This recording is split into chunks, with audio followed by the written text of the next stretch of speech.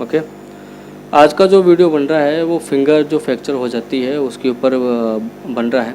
अगर आपकी finger fracture होती है तो फिंगर फ्रैक्चर कैसे कैसे हो सकती है, या कोई आप स्पोर्ट्स खेल रहे हो आप, या फिर जो है आप जो है ऐसा कोई हार्ड वर्क कर रहे हो, कोई जैसे स्टील की प्लेट्स होती हैं, कोई बड़ी बड़ी मशीन्स होती हैं, उनके बीच में अगर आपका फिंगर आ गया है और आपको इमीडिएट आपको पेन फील हो रहा है, और पेन फील हो जाने के बाद में आपको ये अगर आपको सेल्फ एग्जामिनेशन करना है इमीडिएट कि मेरी फिंगर के अंदर कोई ज़्यादा प्रॉब्लम तो नहीं आई है या फ्रैक्चर तो नहीं है, तो उसको फ्रैक्चर को पता करने के लिए आपको सबसे पहले ये कंपेयर करना है दोनों फिंगर्स की जो होती है, ठीक है, दोनों फिंगर्स को आपको कंपेयर करना है सेम हाथ की, ठीक है ना।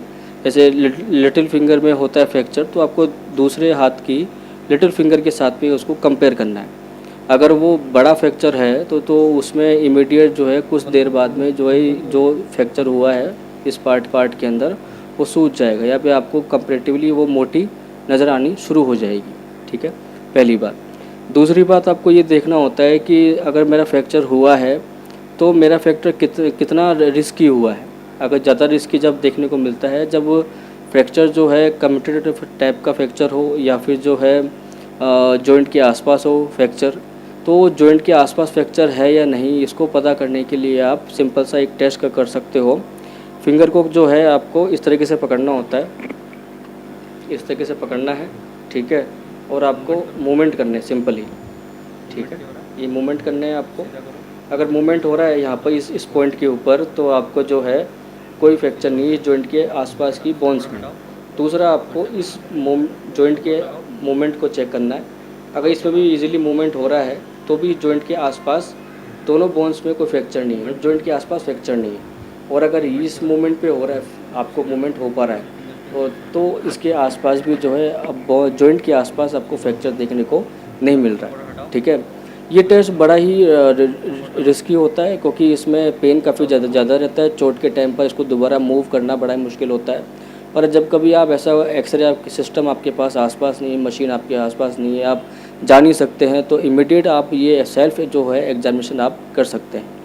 दूसरा, अगर आपको लगता है कि अब तो मेरे को जो है एक्सरे करवाना ही पड़ेगा, तो अगर एक्सरे करवाते हैं तो उस एक्सरे में आपको ये देखना होता है कि उसमें 3 जॉइंट्स होते हैं, 1 2 3, मतलब सबसे वाला नीचे वाला सबसे बड़ा होगा 1 2 3। तो 3 टाइप्स के जो जॉइंट्स के जो गैप है वो आपको देखने होते हैं कि वो बराबर है कि नहीं, ठीक है। दूसरी बात आपको ये देखनी होती है कि ये 3 बोन्स के अंदर कोई फ्रैक्चर है तो किस टाइप का फ्रैक्चर है। अगर बोन में फ्रैक्चर है तो बोन के फ्रैक्चर को हील करना जो थोड़ा सा ज़्यादा इजी रहता है कंपेरेटिवली। जॉइंट के आसपास अगर बोन फ्रैक्चर होती है तो उसको हील कर पाना बड़ा मुश्किल होता है, ठीक है। कभी कभार ऐसा होता है कि आपको फ्रैक्चर नहीं हुआ होता है और सिंपली क्या देखने को मिलता है आपको उसके अंदर आपको जो टिश्यू जो होते हैं सॉफ्ट इंजरी आपको देखने को मिलती है। अगर मान लो कि आपकी जो फिंगर जो है वो किसी गेट के अंदर आ जाए, ठीक है, तो गेट के अंदर आते ही आप क्या करते हैं, तुरंत उसको मतलब मूव नहीं करते हैं, ठीक है। आप क्या करते हैं कि उस मोमेंट से आप वो करते हैं कि मूवमेंट नहीं करना है इसके अंदर। पर अगर आप सॉफ्ट इंजरी ही हुई है आपको और आप अगर इमीडिएट उसमें मूवमेंट करते हैं तो आपका पेन भी कम होता है और वहाँ पर जो वस्कुलर जो एक्टिविटीज़ है वो इंक्रीज़ हो जाती है। इसकी वजह से वहाँ का जो सर्कुलेशन जो है इंक्रीज़ होगा और उसकी वजह से क्या देखने को मिल सकता है, वहाँ की जो हीलिंग है वो बेस्ट आपको देखने को मिल सकती है। मतलब टिश्यू अगर डैमेज भी हुआ है तो एक सॉफ्ट इंजरी अगर डैमेज हुई है और इमीडिएट आप मूवमेंट करते हैं तो वो रिस्की नहीं होता है, ठीक है। उससे आपका पेन कम होगा, मोबिलिटी बढ़ती है, ठीक है। दूसरी बात कि अगर आपको मान लो कि आपका एक्सरे में आ गया है कि फ्रैक्चर है, ठीक है, तो फ्रैक्चर जो है आपको कई का जो ट्रीटमेंट जो होता है वो कई तरीक़ों से देखने को मिलता है। पहला तरीका होता है कंजर्वेटिव ट्रीटमेंट, मतलब इसमें आपको कोई ऑपरेशन की ज़रूरत नहीं होती है। दूसरा होता है कि ऑपरेशन की ज़रूरत होती है, ठीक है। तो पहला जो ऑपरेशन नहीं जिसमें हो पा रहा है उसमें सिंपली जो है आपको स्प्रिंट लगा देंगे, फिंगर स्प्रिंट यूज़ कर लिया आपने, ठीक है।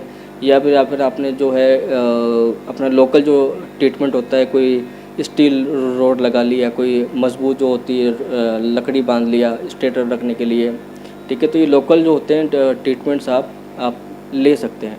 और अगर ऑपरेशन करवाना ही है आपको तो आप जो है हैंड थेरेपिस्ट या फिर जो हैंड सर्जन जो होते हैं, जो स्पेशलिस्ट होते हैं, वो दिन रात दिन इस तरीके के जो केसेस होते हैं वो करते रहते हैं। तो उनकी एडवाइस से ऑपरेशन भी करवाना है तो किस टाइप का ऑपरेशन करवाना है, इसकी आप अच्छी तरह से एडवाइस ले सकते हैं। धन्यवाद।